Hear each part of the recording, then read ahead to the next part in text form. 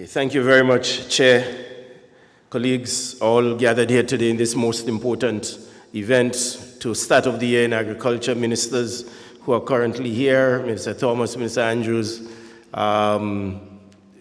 Let's hope the next 7 minutes will be productive.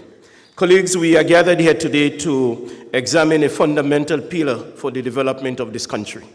It is a pillar because not only from its economic point of view, but because it's a livelihood. It is the one thing that's going to guarantee us food, fish, and to ensure that we are properly nutritioned. So it is very, very critical that we examine this issue.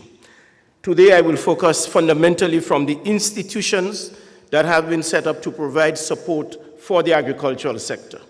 And in that regard, I will split them into two critical areas. One, the productive cooperatives and institutions have been set up, and the capacity building ones that exist to support agriculture.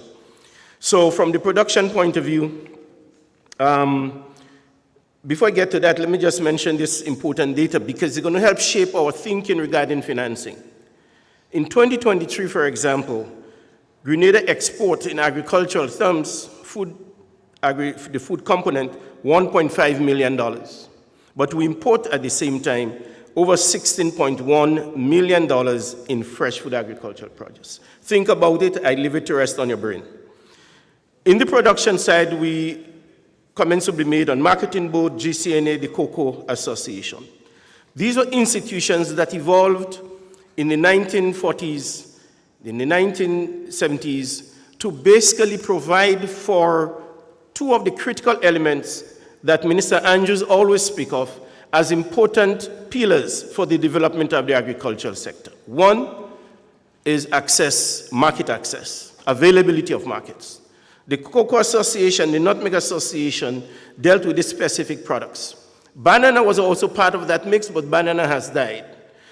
The evolution that came out of this as agriculture moved from these export commodities that we had into more vegetable production and crop production, the Marketing Board evolved to provide those two fundamental elements, which is market access and stable prices.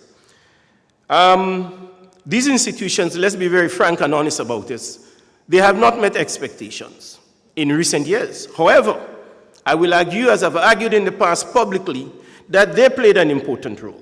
One can never deny the fundamental importance of cocoa and nutmeg in generating close to $2 billion into this economy from the time they were formed, with average payout to farmers of over 85% of their income.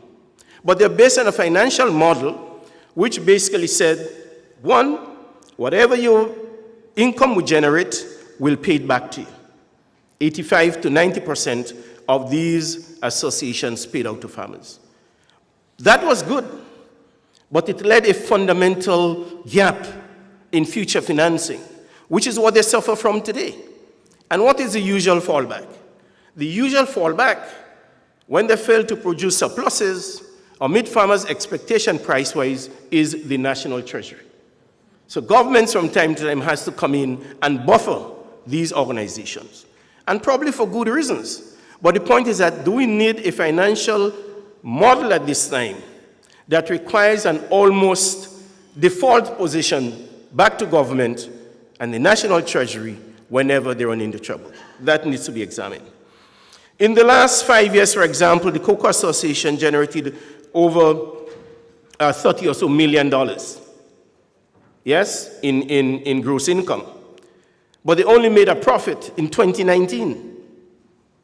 One of those years. So we need to examine these financial models and see how, in fact, appropriate they are in today's environment.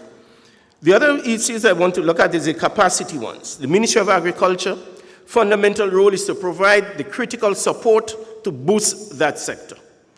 That needs to be re-examined and see whether, in fact, the current structure, programs, initiatives, policies, and importantly, the human capacity that is part of the ministry is sufficient, capable, able. Do we need to reinvent it? The other one is ICA, very important part of our regional mechanism that provides support to farmers, to farming institutions, and so forth. They have played a critical role in the past. And let me lastly mention in this capacity SIAP, the Climate Smart Agriculture Enterprise Program. This program basically has its feet in two aspects, production and capacity building. Despite whatever challenges SIAP might have had, when I listened to my previous colleagues regarding how we can fix the agricultural sector, it really encompasses SIAP. And I've said publicly, SIAP basically has all of the main instruments, and I have given credit to the previous leaders of that organization, the governments that helped shape SIAP. It was and still remains an appropriate model, but needs, like every other institution, with time, you need to relook, you need to revent, and so on. I have 2 minutes left. So let me hasten to the most critical aspect of some of the solutions and the financial component in particular. So let me hasten to the financial aspect. I will say this, that Grenada agriculture, since the 1930s, since post-slavery, has always suffered from financial deficits. It has had tremendous challenges in financing itself. I refer here to a letter that was sent to the British government in the 1930s from the Grenada Agricultural Association, asking the British government to intervene in the case of nutmeg to help get better prices for nutmeg on the European market. That trend, and the research is there to prove it, with 30 seconds left, establishes the fact that Grenada agriculture needs to be relooked, revamped, reinvented, and transformed in the post-slavery and post-plantation system. We need to look at it. And therefore, in closing, let me say this. We need to look at the financial architecture that moves financing of agriculture from an average of 3 to 5% by the financial institutions in this country who build their wealth on farmers and farming.